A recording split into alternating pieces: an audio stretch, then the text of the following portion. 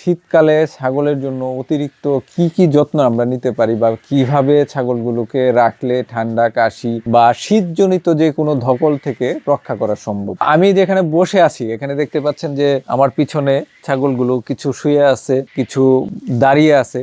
এখানে সবগুলো ছাগলই একটু আগে পর্যন্ত শুয়ে ছিল। আমি এখানে আসার পরে বসার পরে কিছু ছাগল উঠে গেছে। রাতের বেলা খুব রিল্যাক্সে এরা শুয়ে আছে। এদের দেখেই বোঝা যাচ্ছে এরা খুব আরামে আছে। ছাগলের জন্য এই আরামদায়ক পরিবেশটা নিশ্চিত করতে পারলেই আমরা শীতজনিত যে কোনো ধকল থেকে আমাদের ফার্মকে রক্ষা করতে পারবো। এটা দেখতে পাচ্ছেন গোট ম্যাট দিয়ে তৈরি করা মাচা আর কি। তো এখানে কিন্তু আমরা এই যে জিনিসগুলো বিছিয়ে দিয়েছি এটা হচ্ছে সন। যাদের এই সনটা সহজলভ্য তারা সন দিতে পারেন, আবার যাদের ধানের খড় আছে অনেক তারা এই মাচার উপর ধানের খড় বিছিয়ে দিতে পারেন। এছাড়াও সরিষার ডাঁটি, ভুট্টার ডাঁটি বা যে কোনো নাড়া জাতীয় বা শুকনো যে কোনো কিছুই দিতে পারেন। আস্তরণটা দুই ভাবে কাজ করবে, একটা হচ্ছে নিচ থেকে ঠান্ডা বাতাসটা উপরে উঠতে দেবে না, আর দ্বিতীয়টা হচ্ছে ছাগলের জন্য আরামদায়ক একটা বিছানা হিসেবে কাজ করবে। এটা শুধুমাত্র শীতের জন্য স্পেশালি আমরা দিয়েছি, এটা গ্রীষ্মকালে প্রয়োজন নাই। যাদের শেডে উচ্চতা একটু কম বা এরকম টিনের চালা আমাদের মতো,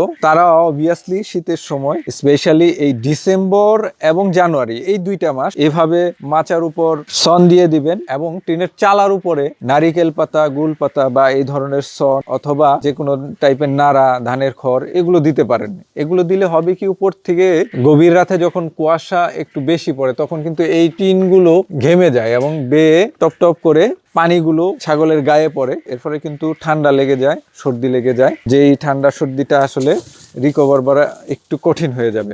আরেকটা গুরুত্বপূর্ণ বিষয় হচ্ছে পর্দা ব্যবস্থাপনা। শীতে অনেকেই জানতে চান যে পর্দাটা কিভাবে রাখবো। পর্দাটা আমরা চারদিকেই দিয়েছি, কিন্তু উপরে এই যে 6 ইঞ্চি থেকে 1 ফিটের মতো জায়গা আমরা খালি রেখেছি চারদিকেই। তো এটা অবশ্যই রাখতে হবে, তা না হলে কিন্তু শেডের মধ্যে অ্যামোনিয়া গ্যাস তৈরি হবে, যেটা ছাগলের জন্য অত্যন্ত ক্ষতিকর হবে। আরেকটা গুরুত্বপূর্ণ বিষয় হচ্ছে শীতের সময় ছাগল বা যে কোনো প্রাণীরই শরীরটা উষ্ণ রাখার জন্য অতিরিক্ত কিছু ফ্যাটি খাবারের দরকার হয়। তো ছাগলের ক্ষেত্রে আমরা ফ্যাটি খাবার হিসেবে এই সময়টাতে সরিষার খৈল অথবা সয়াবিন মিলটা একটু বাড়িয়ে দিতে পারে। এই ধরনের যে মিনারেল ব্লকগুলো রয়েছে, এই মিনারেল ব্লকগুলো অবশ্যই ছাগলের শেডে ঝুলিয়ে রাখতে হবে। ছাগলের যখনই মিনারেলের ঘাটতি হবে তখন কিন্তু তারা এটা চেটে চেটে খাবে। এটা খুবই গুরুত্বপূর্ণ। এটা অবশ্য সারা বছরের জন্যই গুরুত্বপূর্ণ, স্পেশালি শীতকালে এটার প্রয়োজন একটু বেশি হয়, কারণ শীতে তীব্র ঠান্ডার কারণে এদের অনেক ধরনের শারীরিক দুর্বলতা দেখা যায়। আর শারীরিক দুর্বলতা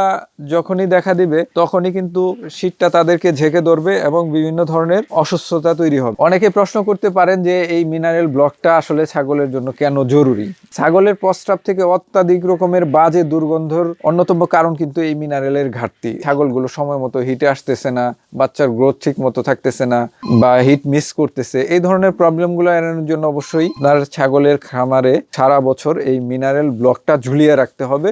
এটা ফ্রি ভাবে থাকবে, যার যখন যতটুকু মিনারেলসের প্রয়োজন হবে তখন কিন্তু এই প্রাণীগুলো বুঝতে পারে এবং তারা নিজেরাই খেয়ে নেবে। এটাকে ধরা বাঁধা কোনো নিয়ম নেই, ঘরে জাস্ট টানিয়ে রাখলেই হবে। আমাদের দেশের অনেক ছাগল খামারি কিংবা ছাগল শৌখিনরাই শীতের সময় ছাগলের ঠান্ডা লেগে যাবে এই ভয়ে শীতের কাপড় পরিয়ে দেন। এটা আদৌ কোনো বিজ্ঞানসম্মত পদ্ধতি না। ছাগলের শরীরে কাপড় পরিয়ে দিলে ছাগলের উপকারের চাইতে অপকারটাই বেশি হবে। তো এটা দয়া করে কেউ করবেন না। শীতকালে শৈত্যপ্রবাহ কিংবা বৈরী আবহাওয়ার কারণে ছাগলের ঠান্ডা সর্দি লেগে যাওয়াটা একটা কমন বিষয়। সকালবেলা যখন কুয়াশা থাকে সেই সময়টাতে ছাগলটাকে ছাড়বেন না, একটু রোদ টোদ উঠলে তখন ছাড়বেন। দেখা গেল যে অনেক সময় শৈত্যপ্রবাহ থাকে, তখন কিন্তু সূর্যের দেখা মিলে না। তো সেই সময়টাতেও একদম আর্লি মর্নিংয়ে না ছেড়ে 9টা বা 10টার দিকে ছেড়ে দিবেন, তাহলে সমস্যা থেকে অনেকটাই বাঁচা যাবে। আর যদি কোনো কারণে ঠান্ডা বা সর্দি লেগেই যায় সেক্ষেত্রে খাঁটি সরিষার তেল ছাগলের নাকে, মুখে, শিঙের গোড়ায় এবং অল্প একটু খাইয়ে দেওয়া যেতে পারে। এভাবে বেশ কয়েকদিন একটু দিলে আশা করি ছোটখাটো ঠান্ডা সর্দি লাগলে সেগুলো ছেড়ে যাবে। তো আরেকটি গুরুত্বপূর্ণ কাজ করতে পারেন, যেটা আমরা ফলো করি দীর্ঘদিন ধরে। ছাগলের যে খাবারের মেনু রয়েছে সেই মেনুতে প্রতি 100 কেজি ছাগলের দানাদার খাবারের সাথে 200 গ্রাম হারে কালো জিরা, মেথি এবং আজওয়াইন, তো এই 3টা উপাদান মিক্স করে সারা বছরই ছাগলকে খাওয়াইতে পারেন। এতে করে ছাগলের পেটের সমস্যা হওয়ার সম্ভাবনা কমে যাবে এবং ঠান্ডা সর্দির প্রবণতাও অনেকাংশেই কমে যাবে।